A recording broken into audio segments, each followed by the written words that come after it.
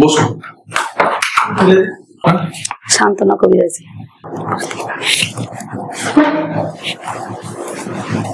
কোথায় বাড়ি আপনার?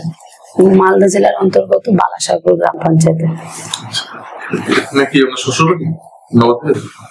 না, এখানে আমি একটা কাজ করি, তো এখানে ভাড়া থাকি। কি করেন? পঞ্চায়েতে, গ্রাম পঞ্চায়েত কর্মী। আমার সাবজেক্ট ভূগোল।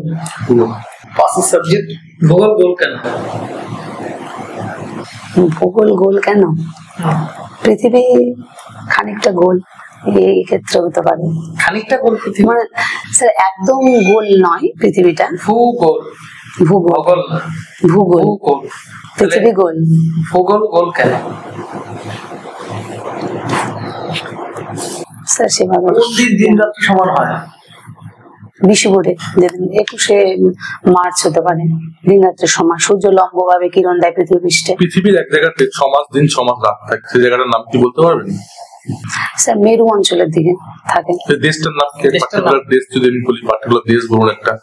পার্টিকুলার দেশ স্যার, অক্ষাংশ দ্রাঘিমাংশের মধ্যে পার্থক্য? স্যার অক্ষাংশ উত্তর দক্ষিণে বিস্তৃত হয়, আর দ্রাঘিমাংশ অক্ষাংশ পূর্ব পশ্চিমে বিস্তৃত হয়, আর দ্রাঘিমাংশ উপর থেকে নিচে মানে উত্তর বিস্তৃত হয়। প্রমাণ সময় কত বলতে পারবেন? প্রমাণ সময় 82°30'। হ্যাঁ, প্রমাণ সময়টা এই মুহূর্তে স্যার মনে নেই। প্রমাণ সময়টা পৃথিবীর কোন জায়গাটাকে ধরে প্রমাণ সময় করা হয়? গ্রিনিচ অক্ষরেখা। আর যদি আমি ভারতের ক্ষেত্রে বলি, কোন জায়গা, কোন পার্টিকুলার জায়গাটাকে মেনশন করে প্রমাণ সময় করা হয়? স্যার এই মুহূর্তে জানা নেই। আবহাওয়া জলবায়ুর মধ্যে পার্থক্য? স্যার আবহাওয়ার একটা মানে সময়টা কম হবে, ঠিক, আর জলবায়ুটা একটা নির্দিষ্ট সময় অতিক্রম করার পরে সেটাকে আমরা সেই জায়গায় মানে একটা সময় বলতে আবহাওয়া বলতে একটা নির্দিষ্ট দিনে সারাদিনের কেমন উষ্ণতা হচ্ছে বা কেমন টেম্পারেচার বলে যাই, সারাদিনের যা জলবায়ুগত মানে পরিস্থিতি, উষ্ণতা, আর্দ্রতা থাকে, তাহলে বিগত 20 বছরের মধ্যে আবহাওয়ার মানে টেম্পারেচারের পরিবর্তন হয়েছে, তাকে আমরা আবহাওয়া বলবো না জলবায়ু বলবো। এইটা স্যার জানতে চাইছি। বিগত 20 বছর হলে স্যার সেটা জলবায়ু। সেটা বলো। হ্যাঁ স্যার, আমি ওটাই বলতে চাইছি, গুছিয়ে স্যার বলতে পারছি না। এটা আজকে প্রথম তো স্যার ক্ষয়জাত পর্বত আরাবলি, ক্ষয়জাত পর্বত দুটি। আরাবলি স্যার একটাই মাথায় আসছে। হিমালয় পর্বতটাকে আমরা কি পর্বত বলতে পারি? নবীন ভঙ্গিল পর্বত। ভঙ্গিল পর্বত কি করে তৈরি হয় বলতে, কি করে তৈরি হয়েছে বলতে পারবেন?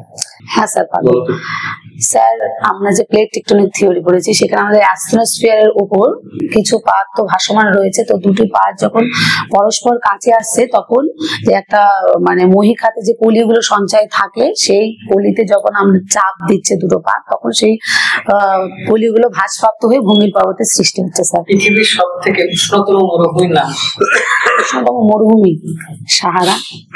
লৌহ এবং অভ্র উৎপাদনে কোন দেশ প্রথম? অভ্র উৎপাদনে অন্ধ্রপ্রদেশ প্রথম। কোন দেশ? ও দেশ স্যার। ধান উৎপাদনে পৃথিবীতে কোন দেশ সব থেকে বেশি ধান উৎপাদন? চীন স্যার। মালদায় সব থেকে বেশি কি পাওয়া যায়? আম স্যার। কোন আমটা বিখ্যাত? ফজলি আম। তরাই অঞ্চলের মানস অভয়ারণ্য কোন রাজ্যে অবস্থিত? মানস আসাম। ম্যানগ্রোভ বনভূমি কোথায় দেখা যায়? ম্যানগ্রোভ আমাদের সুন্দরবনে। সুন্দরবনের ভূপ্রকৃতি কেমন? স্যার সুন্দরবন তো একটা বদ্বীপ অঞ্চল, তো সুন্দরবন বন, সেখানে সুন্দরবন বলা হয়। সুন্দরবন কেন সুন্দর বলে কি না অন্য কোনো তার পেছনে অন্য কোনো কারণ আছে? স্যার ওখানকার ভূপ্রকৃতিটা সাধারণত এই দিককার থেকে একটা আলাদা, ওটা বদ্বীপ এলাকায়, ওখানে গঙ্গার একেবারে নিম্ন প্রবাহ যেটা আমরা দেখি, ওখানে বিভিন্ন ধরনের পলি বা জমায়, ওখানকার সবকিছু একটু আলাদা। একটু কি কি পরিবর্তন দেখা যায় নদীর নিম্ন গতিতে? স্যার নদী তো বেগ ওখানে কমে যায়, যেহেতু ওখানে ঢালটা একদম সমতল প্রকৃতি, সেখানে নদী যে সমস্ত জিনিস বয়ে নিয়ে আসে একদম উচ্চ পার্বত্য অঞ্চল থেকে, সেই সমস্ত পদার্থগুলো স্যার নিম্ন প্রবাহে এসে নদীর আর যেহেতু বেগ থাকে না, সেক্ষেত্রে সেখানে সঞ্চয় কাজটাই স্যার বেশি হয়, সেখানে ক্ষয় করা বা বহন করার ক্ষমতা নদীর আর সেরকম থাকে না। কোন আকরিক সব থেকে বেশি পরিমাণে পাওয়া যায়? ভারতে কয়লা। খনিজ তেল উৎপাদনে কোন দেশ প্রথম? স্যার না স্যার দুঃখিত স্যার, ক্ষমা করবেন স্যার, কি বললেন? খনিজ তেল উৎপাদনে কোন দেশ প্রথম?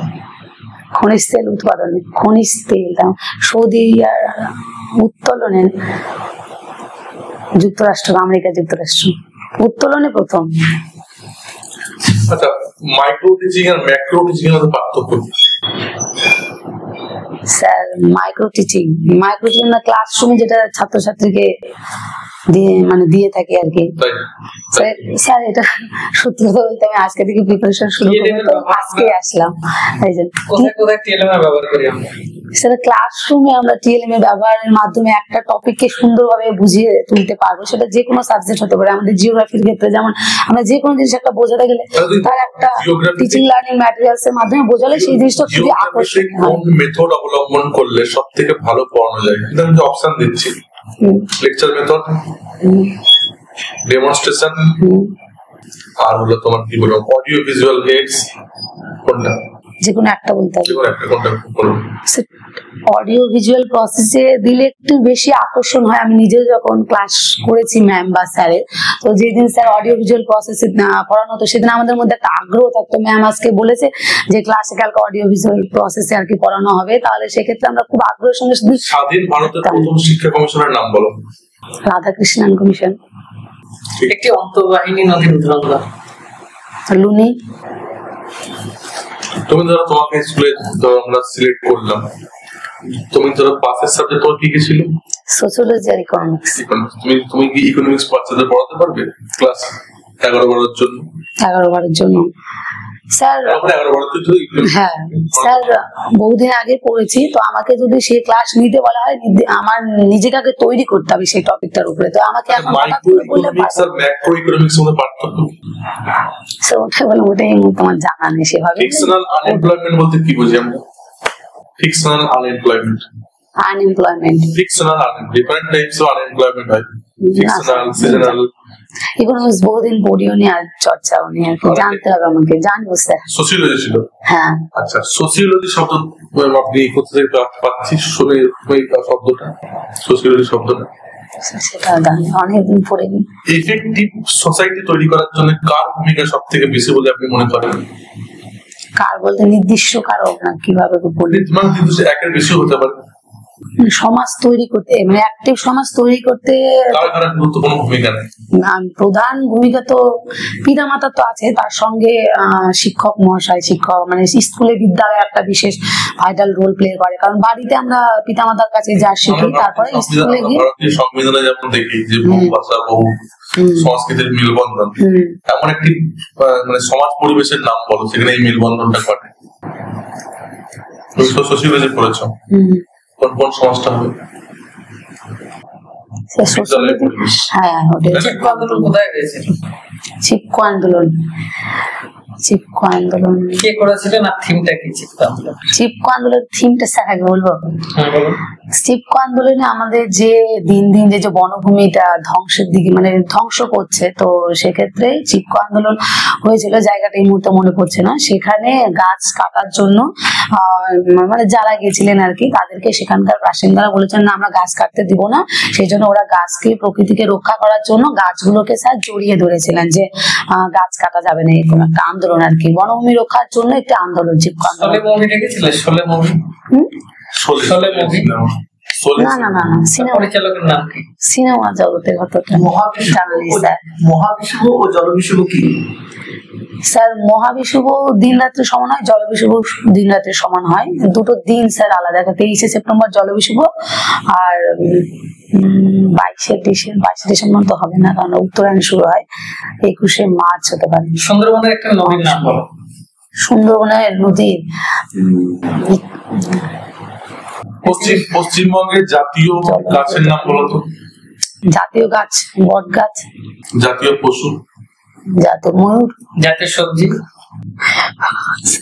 জাতীয় সবজি কুমড়ো স্যার। এবার জিপার করবে না, ঠিক আছে? একটি পশ্চিম বাহিনীর অধীন নাম। পশ্চিম বাহিনী তাপ্তি। ঠিক আছে, ওকে স্যার একটু ভুল ভ্রান্তি গুলো বলবেন।